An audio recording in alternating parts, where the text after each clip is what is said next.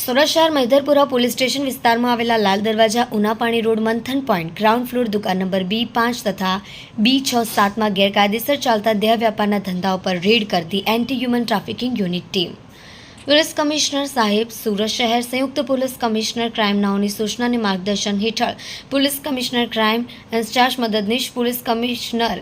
ASTU crime નાઓની સૂચના અને માર્ગદર્શન મુજબ શહેરમાં હોટેલ અને સ્પાના નામે દેહ વ્યાપારની ગેરકાયદેસરની પ્રવૃત્તિ કરતા ઇસમોને શોધી કાઢી આરોપીઓ વિરુદ્ધ કાયદેસરની કાર્યવાહી કરવા માટે ASTU સેલના પોલીસ ઇન્સ્પેક્ટર PJ સોલંકી અને તેમની ટીમના માણસોને સૂચના આપવામાં આવી હતી। જે સૂચનાને આધારે બાતમી મળી હતી કે મૈધરપુરા લાલ દરવાજા ઉનાપાણીના રોડ મંથન પોઈન્ટ ગ્રાઉન્ડ ફ્લોર દુકાન નંબર B5-6-7ને ભાડે રાખનાર સપનાબેન લોટનભાઈ ચૌધરી ઉંમર 35 રહેવાસી ઘર નંબર 402 અંબિકા અપાર્ટમેન્ટ વિશાલનગર શાક માર્કેટ પાસે હીરાબાગ કાપોદ્રા સુરત મૂળ રહેવાસી નંદુરબાર મહારાષ્ટ્રનાઓને પોતાની ભાડાની દુકાનમાં કુલ 3 ભારતીય મહિલાઓને રાખી અને આવનાર ગ્રાહકો રામભોગ ટિંગોડી કેવટ ઉંમર 45 રહેવાસી ઘર નંબર 4088 સ્વામી વિવેકાનગર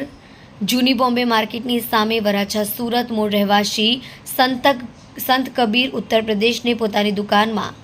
સવલતો પૂરી પાડી પોતાના આર્થિક ફાયદા માટે મહિલાઓ પાસેથી દેહ વ્યાપારનો ધંધો કરાવી પોતાનું કમિશન કાઢી દુકાન ભાડે રાખનાર અને ગ્રાહકે ગુનો કર્યો હોય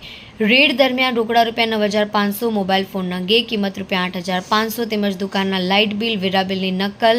અને પેટીએમ સ્કેનર નંગ 1 મળી કુલ 18,000નો મુદ્દામાલ કબજે કરી મળી આવેલ 2 આરોપી વિરુદ્ધ the immoral traffic prevention act 1956ની કલમ 3, 4, 5 અને 7 મુજબ ભારતીય ન્યાય સંહિતા 2023 કલમ 144(2) મુજબ કાયદેસરની કાર્યવાહી કરી